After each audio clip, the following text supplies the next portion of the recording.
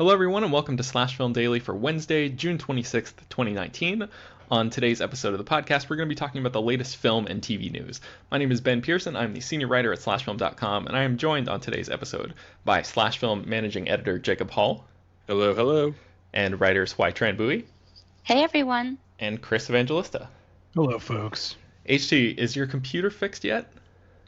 It's not. I'm still on my iPad, so I apologize for any awkward sound issues. What's the latest? What's the update? Is it looking good?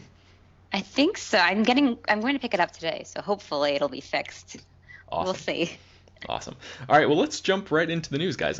First up, Danny Boyle, the director of the new movie Yesterday, is doing press for that film, so naturally people are asking him a bunch of questions about other projects that he's been involved with and will be involved with. HT, you mentioned on the podcast yesterday, on the water cooler episode, that you were not a big fan of Yesterday, but you've written two articles about Danny Boyle's upcoming projects, the first of which is that he has confirmed that a third 28 Days Later movie is in the works. What's going on with that one? Yeah, Danny Boyle appears to have caught sequel fever following his sequel to Trainspotting T2. He seems to be on board with revitalizing his previous classic films, the first of which is 28 Days Later, which had a sequel 28 weeks later that he did not direct. But Danny Boyle said that he and Alex Garland have a wonderful idea for a third 28 Days Later movie, not yet titled, but something that he says is, quote, properly good. The original film led to a bit of a resurgence in the zombie drama and doesn't reference any of that. It doesn't feel stale at all. And he talked about how Alex Garland has this idea, and that while he's concentrating on directing his own work at the moment, that they have started working together on doing this sequel. And this actually comes a couple years after Garland originally spoke about an idea for 28 months later back in 2015, sort of a weird idea that popped into his head that he was working on a couple years ago, and now apparently is starting to kick back into gear. HT, have you seen any of the 28 Days Later movies? I haven't. Yeah, me neither. So let's turn to Chris and Jacob, who are the horror guys on this podcast, and people who I'm almost certain have seen at least one, if not both, of these movies. Jacob, let's start with you. What do you think about the idea of a third film in this franchise? I think it's probably a little bit too late to be 28 months later. So the whole point here was that the first film, as it says, is set a month after the events of this apocalyptic virus breaks out. And the second one is set, after things have calmed down a bit and things are trying to be, controlled by the British government where the film is set. And there's a big cliffhanger ending at the end of that one. And I feel like maybe they've missed the mark for 28 months later. However, 28 years later, I think, is where they need to go next. They can just go full dystopian with it. Just go full distant future. Things have gone to hell. And use the fact that it's been over a decade since the last one to their advantage. And I don't know about Chris. I think the first 20 Days Later is really good. I think it holds up extremely well. And I think it works because Danny Boyle is working on a low budget. He's focusing on character and taking advantage of isolating locations. And the second one has a much bigger budget and it's a much glossier film. But I don't think it's as good. So I would like to see Danny Boyle grab that cheapo digital camera and grab some interesting actors and go make a low budget horror film again. I think that's the way to go with this if they're going to make it interesting. But Chris, what do you think? I don't know how interested I am in a new film, but I do like the other. I even like the second one. I think they're both pretty good. The first one is good until the last 5 minutes, where I think it sort of cops out on because I'm pretty sure it had a different ending, and then Danny Boyle added a less downbeat one for general audiences. But beyond that, I don't know. I mean, there's definitely the material is kind of simple enough that you could easily craft a new story onto this. I just don't know if there's a demand for it anymore. Kind of like you said, it just feels like it's too late at this point. Also, I feel like the big hook there was that there weren't quite zombies. They were infected humans who were sprinting about and actually having real foot chases with the survivors. And I feel like enough zombie movies these days, like World War Z and the remake of Dawn of the Dead, stole from 28 Days Later and stole that fast zombie thing that made it so unique in 2003 is no longer special. Yeah, I could see how that could be a significant hurdle. I mean, there's only so much zombie stuff you can do within that genre, and I know that people have probably been saying that for the past 15 years or whatever, and there's still been stuff coming out. But yeah, I'm curious to see how this turns out. But let's turn to a different Danny Boyle project, and that is The Beach.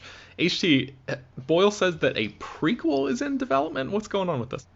Yeah, a prequel TV series based on his 2000 film The Beach, which originally starred Leonardo DiCaprio and Tilda Swinton, is reportedly in the works. He said that Amy Seimetz, who was the actor, writer, director who oversaw The Girlfriend Experience, is currently working on The Beach prequel TV series, and it will be set in modern day, but it will still be a prequel following the same character and apparently the formation of the utopian community on the secluded island in the Thailand Gulf. So he calls it a bit of a headfuck. So I don't really know if he's referring to the chronology of the series or whether he means the actual content. But he said that he read the first two scripts and he said that it's intriguing. He doesn't know if they'll have the courage to do it at FX, but you never know. So this is not just like a nebulous idea, sort of like the previous project we talked about. There's actual hard copy scripts of this thing that are floating around. So this one seems like it's a little bit further along in the development process. So I want to throw it out to you guys too. Like The Beach for me, that is it's a really stylish movie. It's a really sort of a trippy movie. It's not necessarily for early DiCaprio, it was certainly an interesting choice, like post Titanic, for him to take sort of like a hard turn into what is essentially now what we've come to recognize as like a pure Alex Garland property. Like he also wrote the book on which this was based, and this seems like it has a lot of the same sort of heady ideas that Garland would explore in some of his later works that he ended up directing. But are you guys interested in returning to The Beach, even especially in a prequel form where it sort of shows the creation of that utopian society HT was talking about? Chris, what do you think? No, this doesn't sound that good to me at all. I mean, I barely liked the movie to begin with, so this just sounds like I don't understand who this is for. Like, does The Beach have brand name awareness? Like usually when stuff like this happens, it's because people are cashing in on a really well-known title, and I really don't think people like sit around talking about The Beach anymore. They barely talked about it when it came out, so I don't know who this is for. Yeah, the only thing that I know of that people have been talking about in terms of this movie is the actual beach location where it was filmed, and I think it's been like overrun by tourists and maybe even shut down or something recently. So yeah, I will say I have actually I have not seen The Beach, but I have been to the beach where this was filmed. Yeah, I was in Thailand 3 years ago, and we went to Koh Phi Phi, which is where this film was filmed, and they have like a whole sort of tour specifically centered around the beach. And yeah, it's definitely been overrun. It's kind of dirty and a little bit too touristy for an actual enjoyable beach experience. But it's interesting because it seems like the tour guides there know more about the beach than most casual viewers do. Oh, I'm sure. Jacob, what do you think about this concept? I have not seen The Beach, but I do know that FX made a show in its early days called Son of the Beach. And I think they should connect these two. Find a movie or property or a TV show that finds a way for Son of the Beach and the beach to be connected. That's my pitch. I thought you were joking for the first part of that. They really made a show called Son of the Beach? It was a Baywatch parody. Okay, all right. Well, that makes more sense then. Okay, let's move on to our next topic, and that is Ryan Murphy, who recently signed a huge development deal with Netflix within the past, year or so, has a new movie coming to that streaming service. Chris, tell us about that film and its pretty stacked cast. Yeah, so Ryan Murphy, as you mentioned, he has this big deal with Netflix now, and it looks like that deal is paying off. Netflix is going to get a really good return on their investment, it seems, because along with several other projects that have already been announced, he's also going to turn the Prom, which is a Broadway musical that's still running, into a movie, and he's brought together a very impressive cast. It's Meryl Streep, Nicole Kidman, Ariana Grande, Awkwafina, Keegan-Michael Key, and James Corden, who cares if he's in it or not? I wish he would go away. But beyond that, it's a pretty stacked cast, and the report indicates that Netflix is pushing for this to get a fall 2020 release because they really want to push this for next year's award season, and that makes sense with a cast like this. And award season voters love musicals. They, every year there's a musical that gets nominated for an Oscar, even if it's not good. So even if this turns out to be bad, I have a feeling it'll get some sort of award season love, especially with Netflix throwing their weight behind it. It's interesting that Netflix is sort of turning to musicals because I think Lin-Manuel Miranda's movie might be his directorial debut. Anyway, he's going to be directing the film. I'm not sure if it's his first movie ever, but he's supposed to be directing this movie. I'm trying to remember the name of it off the top of my head right now, and I can't. But it's Tick Tick Boom is the title. Of course. So that is also a musical that is going to Netflix. So it seems like they're sort of leaning into that, which I wonder. I wonder if that's part of the game plan, because like you said, Chris, I mean, Netflix has been pushing really, really hard in terms of Oscars and to try to legitimize themselves in the eyes of the Academy. There've been so many arguments about that over the past year or so. Roma won them a bunch of awards, but not Best Picture. And like you said, there's a lot of oftentimes big budget Hollywood musicals with big stars will get Oscar nominations almost as an obligation, it feels like. So for them to, I wouldn't be surprised if a company as data driven as Netflix actually plugged in those numbers and realized that they might have a better shot producing something along those lines than trying to get bleak dramas or whatever other kind of Oscar baity type of material recognized in that way. But HT, I'm curious what you think about this project, Ryan Murphy, and this cast coming together. I love this cast. I'm kind of amazed that Ryan Murphy was able to score such a stacked cast for this movie. And I'm excited that Awkwafina is in a lot of new things. I don't know what her singing abilities are, but I'm assuming that she will be. Oh wait, actually I do know her singing abilities because she was a YouTube rapper before she broke big in Crazy Rich Asians. So this will be exciting. I'm hit or miss with Ryan Murphy titles. I think that he can get a little bit up his own ass sometimes, but especially now with a big Netflix deal, I kind of feel like he's given a blank check to do whatever he wants. But this cast is just so good.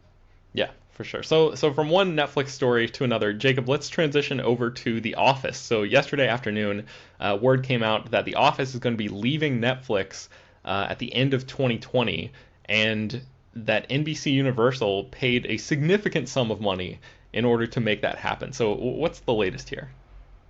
Yes, what happened was NBCUniversal, Netflix, Amazon, all the usual suspects all met with the owners of The Office, which is Universal Television, and they all put in bids to try to secure it for when it was leaving Netflix. And Netflix apparently bid $90 million for over the course of 5 years, or per year, I mean, whereas NBCUniversal, with their new streaming service launching at some point, bid $100 million per year for the next 5 years. So that's $500 million to secure The Office for 5 years away from Netflix. And there was much moaning and gnashing of teeth on the internet because everybody acts like Netflix is a utility and not a service that we pay for.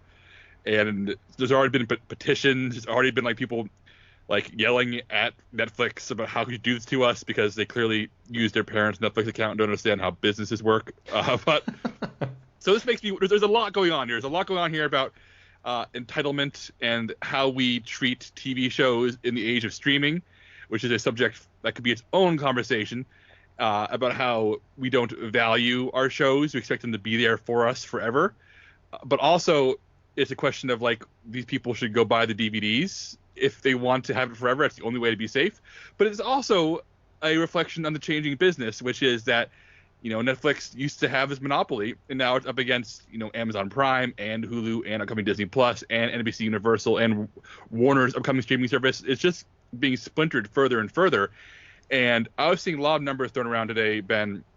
Some saying that The Office was accounting for 7% of the people watched on Netflix. Some saying 4%. If either of those numbers is accurate, that is an obscene percentage for a single show to be dominating what people are using Netflix for. So a lot of people, you know, see Netflix as the comfort box. It's where you go to watch Friends, which is also on its way out most likely. It's where you go to watch The Office. People are more interested in these shows than they are in, you know, the new Netflix original. So things are just getting splintered and splintered and splintered. And as physical media continues to die, my piece of advice is go buy your DVDs before it's too late, because The Office will soon be behind another price wall and all your shows will be splintered. And people who have lived in this naive world where they think my show is going to be here on Netflix forever need to grow the F up and understand why they kill physical media for this incredibly broken service. Ben, are you as angry as I am that we even have to have this conversation? It does seem a little short-sighted. I can't believe people are this mad about it, because, I mean, this is just, you know, it's all property. It's all part of, you know, these huge companies. And of course, this has been, the writing has been on the wall for something like this for several years now. Like Disney, Disney Plus is getting ready to launch in November, and only recently have we really learned, you know, concrete details about that service. But we've known that it is going to exist, or it was going to exist, for a couple years at this point, I think. And so, you know, once that domino fell, it was only a matter of time before all these other companies were beginning to launch their own stuff, and that hasn't happened yet. But all these announcements have been made, and you can sort of just figure that, like, yes, one of these shows is not going to stay on your favorite platform forever, or if it does, it's going to cost an enormous amount of money to do that. Chris, I'm curious, you know, as somebody who spends a lot of time watching streaming stuff, and you know, you have a streaming column and all of that. What do you make of this idea of I guess shows bouncing around to different platforms and different services, and people's reaction to that? You know, on one level, I get the frustration, because we were naively promised this brave new world of cord cutting, where we wouldn't have to pay for cable for channels we don't want. And now we're in this new era where we have to pay for multiple streaming services to watch a bunch of stuff instead of one cable package. And it's a little it's like the complete opposite of what I think people were expecting. At the same time, you know, physical media is still around, and you know, if you stop buying it, it won't be for long. I know studios want to kill physical media because they don't want to pay to produce it, but if you're out there buying it, they'll keep making it.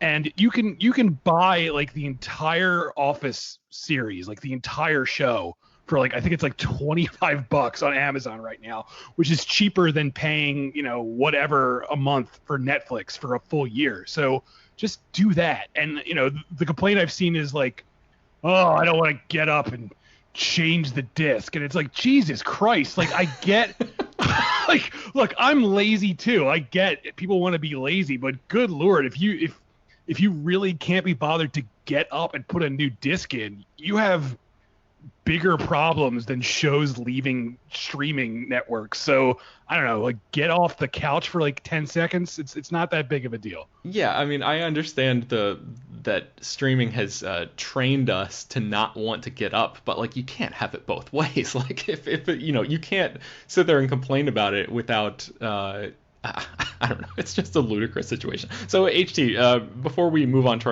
our next topic, I want to ask you, as our sort of, I mean, I'm a millennial too, by the way, but as our resident millennial, how much is too much, you know, when it comes to all these different streaming services? Like, I know that you're a cord cutter, but what are you going to do? Are you going to subscribe to the new NBCUniversal streaming service and Warner Media and Disney Plus. Like, what's your game plan here, looking into the future of the streaming wars? I mean, first of all, I think we're all millennials here. Maybe Chris is a zennial, or maybe I'm a millennial. I'm not that old. Good Lord, come on. How old do you think I am? 65. Oh, that actually is very accurate. I don't know, because us millennials, we're not that rich, and I can only afford maybe one or two more streaming services than what I already have, plus the HBO Go account that I borrow from my parents. So I forgot about Quibi as well, so you got to throw that in there too. No, I'm not doing that. I feel like at this point you have to cut your losses and figure out just what shows you really want to follow and what companies you want to be loyal to, because it is becoming just a battleground now for company loyalty, which is a little bit sad and a little bit scary. And it's funny to me that people are making such an uproar over The Office leaving Netflix when there are movies and shows leaving Netflix every month, and it's not an uncommon thing. So I don't know why. I mean, The Office is a staple for sure, but not sure why it's the one creating all the outrage. But probably just will maybe subscribe to Disney Plus. NBC, I don't think it'll be worth it for me, and I'm pretty sure that once all of these shows start to dissipate between all of the different streaming services, there'll be a uptick in pirating for sure. Oh, yeah, I haven't even thought about that, but I think you're probably right, because people are, I mean, that entitlement that Jacob hinted at before, if that exists, right now, before the people have to actually open their wallets and pay for these streaming services because they technically don't exist yet, I think it's only going to get worse as the years go on and more of these things actually open up. So that's a good point. All right, let's move into our last story of the day, and that is a Myst movie and TV show are in the works based on the PC game. I don't know if you guys remember this game, but I grew up playing the Myst games, and actually I spent a lot of time playing Riven, which was the sequel to Myst that came out in 1997, but the first game came out in 93. It was a point-and-click adventure puzzle game where it basically just sort of dropped the player into this mysterious world, and you just, with very, very little setup, and you basically just click around this relatively empty island trying to find clues about where you are and what the hell is going on. And there are all these fascinating structures built on the island and puzzles that you have to solve, and there's a deep overarching mythos to this whole thing. There have been novels written in the Myst world. But yes, now, which is, I think we're 26 years after the first game came out, Village Roadshow Entertainment Group has bought the film and TV rights to Myst, and the company plans to, quote, mine the game's deep mythology of the Myst franchise to develop a multi-platform universe across film and television, both scripted and unscripted. So that's an interesting thing. I want to come back to that in just a second. But Jacob, I know you played these games a long time ago as well. What do you think about the idea of a Myst movie and TV show? It's been so long. I mean, at this point, Myst is. I mean, if there was a academy that inducted 10 great games a year, for their cultural importance, Myst would have to be in there. I just don't think there's ever been the right time for a Myst game. If you want to talk about unadaptable things, I mean, Myst was very much about the experience of you being alone on an island, solving cool puzzles, isolated in your office on a desk chair, in your family PC. I just don't see what the movie is here. I don't see the story. Do you make it about a group of characters trying to solve puzzles together? Do you add a bad guy? Do you add chases? Because you lose what Myst is. Myst was always the game that your mom and dad played, where you played the shoot 'em ups. After you went to bed, mom and dad would fire up Myst and play the puzzles and relax with it. That's my memories of Myst, more so than playing it. So I do not know what a Myst movie is. I do not know how you capture that vibe in a movie. I do think you mentioning a reality show is actually could be a better encapsulation of what Myst is, if you put a group of people, on an island full of, puzzles to solve and ways to, get around and try to watch people work together. But there are so many video games that have straight up narratives that, even though Myst is a famous name, I don't think people care, and I don't think there's a movie there. Yeah, it has been a long time, and I wonder, outside of like the gaming community and just the nostalgic aspect of people who grew up playing the game, which was very popular in its day, but Myst has not had a significant cultural footprint in a long time, like probably 2 decades. So I'm curious about why they think that right now is the time to do this. Although I should probably mention that they have been trying to get a Myst movie and or TV show made for the past 10 years or so. We actually wrote about a movie version that was supposed to happen around 2010 that sort of fell apart. The Myst TV show was supposed to go to Hulu a few years ago, and that never came to pass either.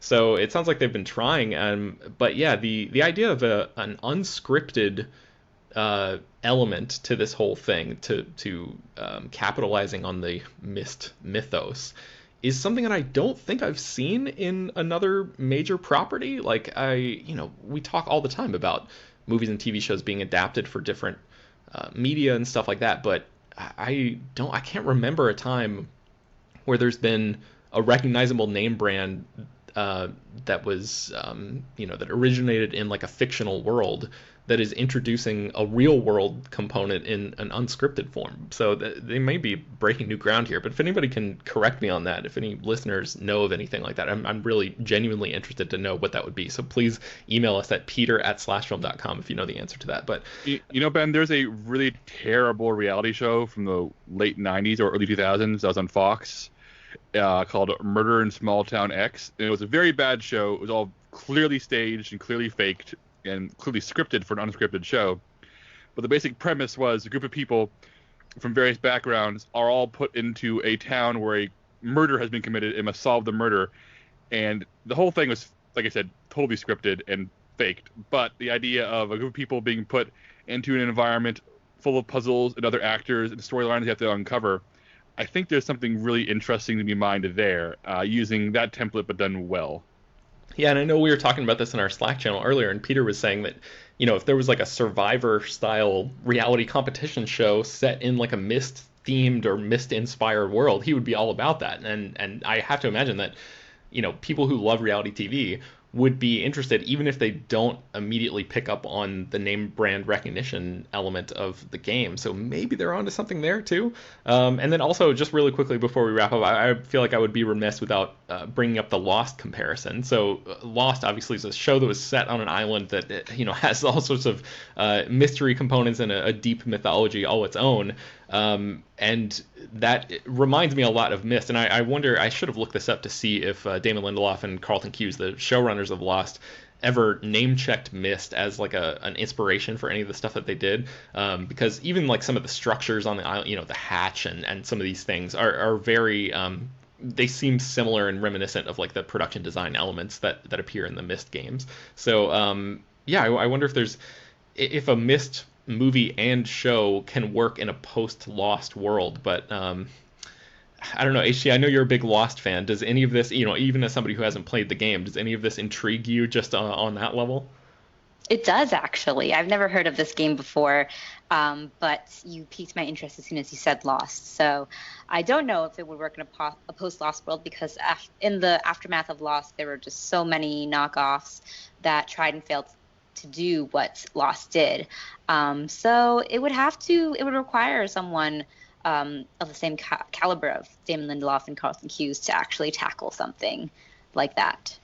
Yeah, and then there's also the added wrinkle of like maybe Lost getting its own reboot. Like there have been some rumblings about that over the past year or so too. So I don't know how such a thing would be able to compete with like the actual name brand recognition of Lost, which is a property obviously over the past few years that's had a huge cultural footprint. So best of luck to the people making Myst, and I'm very curious to see how that all turns out and like what sort of approach they take there. But we'll keep you guys posted when we learn more. I think that's going to bring us to the end of today's episode of Slash Film Daily. You can find more about all the stories that we mentioned on today's show at slashfilm.com and linked inside the show notes. Slash Film Daily is published every weekday, bringing the most exciting news from the world of movies and TV, as well as deeper dives into the great features you can find on the site. You can subscribe to the show on iTunes, Google Podcasts, Oh yeah, I guess iTunes is going away. I'm gonna have to change the show notes on that. Overcast, Spotify, all the popular podcast apps. You can actually watch the YouTube videos. I think we published every episode of the show on YouTube, so you can check it out there if you want. Send your feedback, questions, comments, and concerns to us at peter@slashfilm.com. If you know of any other like major properties that have had like reality level unscripted components to them, I really want to know what those are. Make sure, if you do write in, to leave your name and general geographic location in case we mention your email on the air. Also, don't forget to rate and review the podcast on iTunes if you can. Tell your friends, spread the word, and we will talk to you tomorrow.